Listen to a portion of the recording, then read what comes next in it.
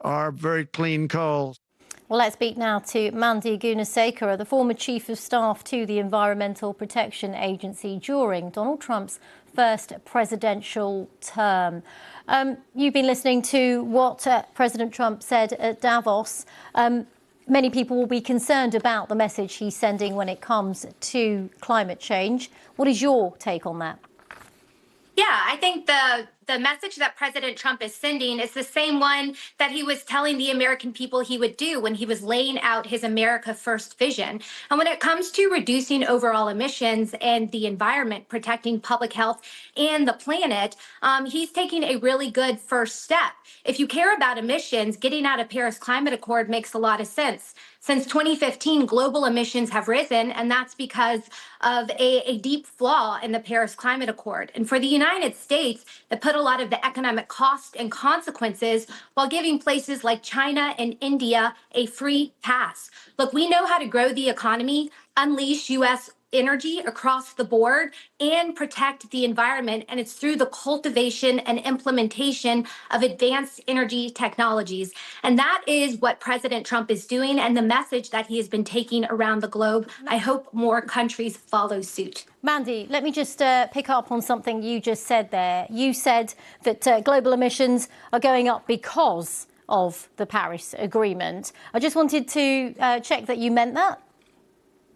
Yeah, countries that are a part of the Paris Climate Accord, despite being a part of the Paris Climate Accord, they continue to be the major source of emissions growth. But it's and about that's because an intent, places isn't like it? India and China get an absolute free pass. But countries China like will India sign these agreements, but they continue to build out more coal plants than the rest of the world combined. And the coal plants that they're building in China do not use the pollution control devices that U.S. coal industry has been using for decades. So it's not just greenhouse gases. It's traditional pollutants like particulate matter, nitrous oxide that are polluting the local communities and floating over to the western coast of the United States. Mandy, let me ask you this. So you bring up India and China. Let's talk about India. India has signed up to this agreement. It's signed up to a pledge to reduce emissions. That's what the Prime Minister has said.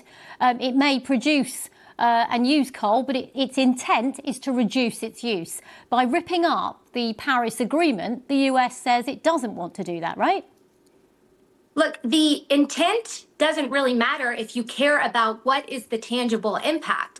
And one of the better things that places like India and China could do is to engage in technology sharing agreements with the United States. The concept and the goals are there, but the problem with the Paris Climate Accord, especially for some of these countries that are still in developing status, is that it pits them growing their country and adopting the modern way of life to lift millions of people that are still in abject poverty up against reducing emissions by virtue of integrating second-rate technologies like solar and wind that you cannot build a modern economy on. And Mandy, so and yet you say that. I must come in on approach. this, Mandy, because I know India very well and I've covered climate issues in India with a lot of detail. And we know that the Indian government wants to try and find ways in terms of solar and wind to use this to actually boost the economy as well. So the intention is there. My question to you isn't about India or China, but as someone who believes that America should not be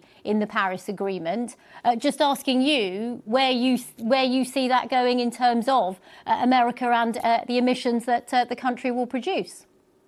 Yeah, I think the United States will continue to lead the world in overall greenhouse gas emissions. And I think that will also continue to improve by getting away and stop wasting resources towards ineffective agreements like the Paris Climate Accord and focusing it on tangible solutions that actually reduce emissions, clean up the environment, protect public health, but allow for the development and unleashing of our traditional energy resources like coal, oil, and natural gas that still provide 80% of our energy needs. If you want a modern, thriving economy, traditional energy resources are the way to go about doing that. President Trump understands it, and we in the United States know how to extract, refine, deliver, and use those resources in the cleanest, most efficient manner. Mandy, we're running out of time, but I do want to ask you that then. You talk about, of course, the economic benefits of drilling and other ways to extract energy. But of course, all of this comes at a time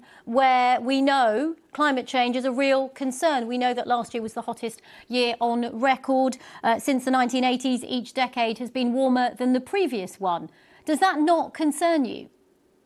Of course, climate change is a serious issue. And if you care about overall emissions, again, you would embrace tangible solutions that actually reduce those emissions instead of wasting time to go to global agreements with lots of people that talk about reducing emissions but don't actually achieve it. And that's the big difference here. That's why the Paris Climate Accord, it was a bad deal for the United States. Frankly, it's a bad deal for any countries that want to engage in a cleaner, more efficient, modern way of life and actually reduce emissions. There is an achievable balance. President Trump embraced it in his first administration. He's laid it out in the second. And again, I hope more countries follow suit.